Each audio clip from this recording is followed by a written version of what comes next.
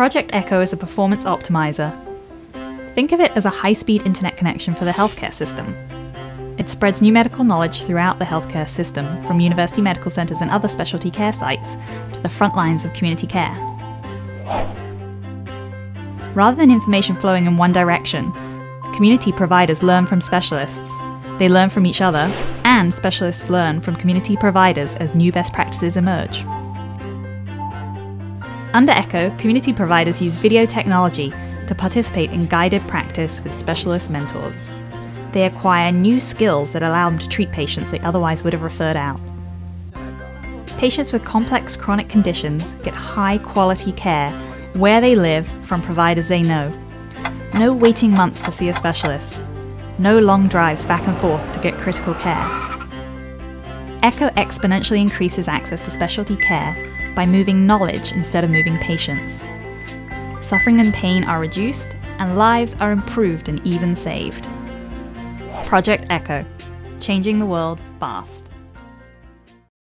There has been tremendous effort across the state of Arizona to increase the number of buprenorphine waivered providers.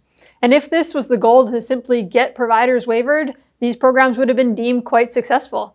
However, despite these efforts, the reality was that very few, about 3%, were actually integrating MAT into their practices. And in looking at why this was, a self-perceived lack of knowledge and confidence in MAT best practices persisted, coupled with an ongoing stigma around OUD and OUD patients. In response, our team here at Arizona State University gathered an interdisciplinary team of specialists in MAT. These experts represent prescribing physicians, a pharmacist, a policy expert, and a harm reduction specialist. Together, this team built and launched our medication-assisted treatment ECHO. We've been very pleased with the outcomes of the MAT program so far. We've had robust participation and engagement from the community. Nearly 300 learners have joined since we launched, and an average of just under 50 learners join each session. As you can see from these heat maps, our learners are spread across the state, with some learners joining from out of state. They come from rural and metro areas and practice in opioid treatment programs, office-based opioid treatment programs, hospitals, and tribal clinics. Our audience has been very interdisciplinary, including healthcare providers, behavioral health providers, peer support, administrators, and other professionals. This has made for a really rich discussion of the patient cases. We assess learner outcomes through post-session and biannual surveys. So far, these surveys have indicated high rates of satisfaction with the program. Our average satisfaction rating is 4.6 out of 5, with most participants reporting they're extremely satisfied. Participants have also reported improvements in their knowledge of opioid treatment after participating in ECHO, including general knowledge of the treatment of opioid use disorder, knowledge about medications to treat opioid use disorder, and knowledge about related treatment modalities.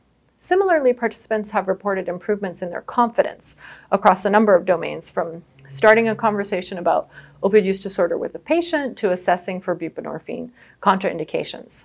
This side-by-side graph shows the percentage of learners who reported they were very or extremely comfortable with these domains both before and after ECHO. And as you can see, participants reported improvements in all confidence domains. As a whole, we found high learner satisfaction and improvements in learner knowledge and self-efficacy in providing opioid treatment using this ECHO model. One of the key elements to expanding access to buprenorphine and methadone is understanding that people who are living with substance use disorder are survivors. All too often they're blamed and treated as criminals. Stigma, as we know, is alive and well, both for the patient and for the provider. So one of the things we really want to do at the ASU MAT ECHO is to give the backstory, right? To understand that folks have survived trauma, that they have high adverse childhood experience scores, and then it took a lot of courage just to even show up to the prescriber or provider's office to seek help. When we're curious about people's stories, and when we understand that substance use disorder is a complex biopsychosocial phenomenon, then we can meet people where they're at. We can walk alongside them and witness as they struggle and try to make positive change in their life, and we can kick up the level a notch. Yay, yay, yay. Good job.